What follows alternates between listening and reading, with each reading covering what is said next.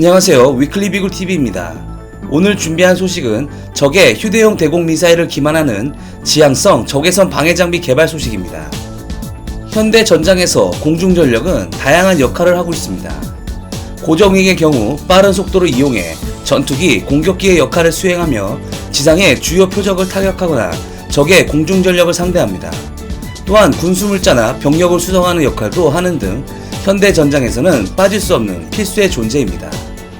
고정익과 다르게 프로펠러가 달린 회전익도 이와 비슷한 역할을 합니다.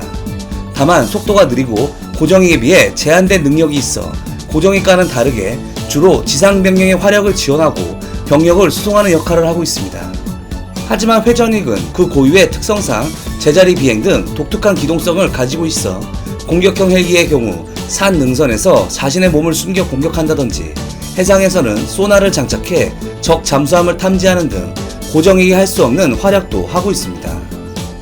오래된 과거부터 현대 전장에 이르기까지 불변하는 무기의 체계가 있습니다.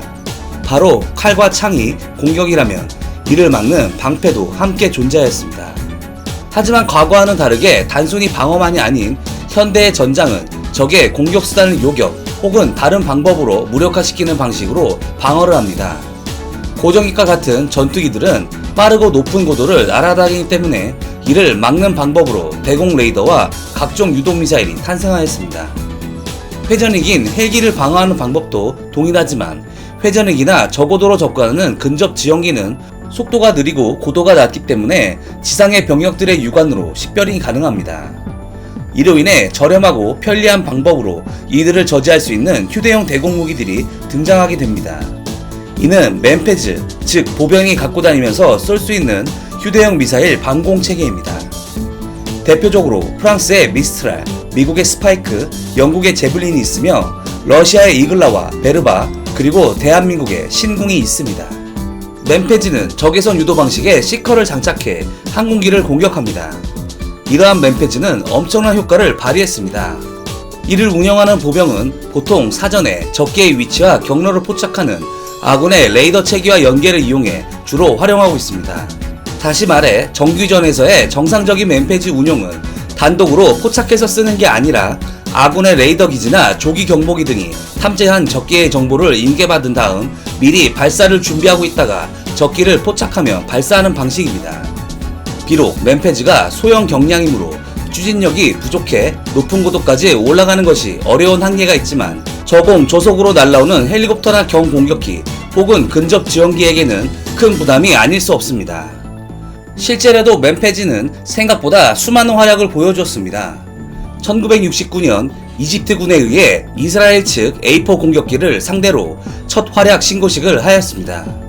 이후 1980년대 소련 아프가니스탄 전쟁에서는 반소련 저항 게릴라들이 미국으로부터 제공받은 스팅어로 소련군 항공 전력을 괴롭히기도 했습니다. 러시아의 맨패즈인 이글라의 실천 투입은 1990년대부터 확인이 되는데 1991년 1월 걸프전에서는 이라크군이 영국군 토네이도와 A-10, 심지어는 F-16C까지 이글라를 이용한 요격에 성공합니다. 1995년 보스니아 사태에서 프랑스군의 미라주 2000이 세르비아군의 이글라에 격추되기도 하였으며 2005년 6월 이라크 전쟁 중 작전을 펼치던 아파치 헬기가 피격되기도 합니다. 최근 2017년에는 터키 육군 소속의 코브라 헬기가 쿠르드 반군이 쏜 이글라에 의해 격추당하기도 합니다. 맨패즈의 등장은 게릴라나 항공 전력에서 열세인 약국에게 매우 유용하였습니다. 제대로 된 방공망은 은닉이 불가능하기 때문에 공중장비, 특히 한자리에 오랫동안 채공할 수 있는 헬기가 대게릴라전의 주역이었지만 맨패즈의 등장은 이런 헬기에겐 큰 위협이 된 것입니다. 보통 게릴라들은 주변 지형을 잘 알고 지형민과 연계해 접근하는 헬기나 근접 비행을 하는 항공기를 미리 파악할 수 있습니다. 이에 낮은 고도에서 활동하는 헬기와 근접 지형기는 맨패즈의 손쉬운 먹잇감이 되었습니다. 우리나라도 산이 대부분을 차지하는 지형이고 시가지가 많은 곳에서 항공전력의 열세인 북한군이 맨패즈를 적극 활용할 수 있을 것이라는 것을 우려하고 있습니다. 이에 우리나라를 비롯한 국방 선진국들은 저가의 맨패즈에 고가의 헬기나 비행기를 잃지 않고 작전을 원활하게 수행할 수 있는 방법을 강구했습니다. 다시 말해 맨패즈를 기만하는 체계를 고민한 것입니다. 적외선 시커를 기만하는 가장 보편적인 방법은 플레어를 살포하는 방법이 있습니다. 하지만 플레어로는 이들을 막는데 그 한계점이 분명히 존재합니다. 좀 더 이 유도미사일을 기만할 수 있는 방법이 필요하였습니다. 이에 등장한 것이 바로 지향성 적외선 방해장비, 일명 DIR-CM이 등장하였습니다. 맨페즈의 추적장치, 즉 시커는 대부분 적외선 추적 방식을 사용합니다. 적외선 추적 방식은 주변에서 가장 적외선이 강한 곳으로 날아가는 방식입니다. 적외선은 일반적으로 온도가 높은 물체에서 많이 뿜어져 나오므로 열 추적 방식이라고도 합니다. 미사일 표적이 되는 항공기 등은 엔진의 온도가 높기 때문에 적외선이 흘러나옵니다. 그렇기에 적외선 추적 방식은 주로 이러한 표적들을 노립니다. 적외선 추적 방식 미사일의 센서는 여러 종류가 있는데 주로 적외선이 주변보다 강해지면 더 강한 전기 신호를 내는 센서들을 많이 사용합니다. 여기서 미사일은 표적에 명중하는 것이 중요하므로 단순히 현재 주변의 적외선이 많다 적다를 따지는 것이 아니라 정확히 어느 쪽 방향에서 적외선이 많이 뿜어져 나오고 있는지를 시커가 탐지하여 목표물을 명중시킵니다.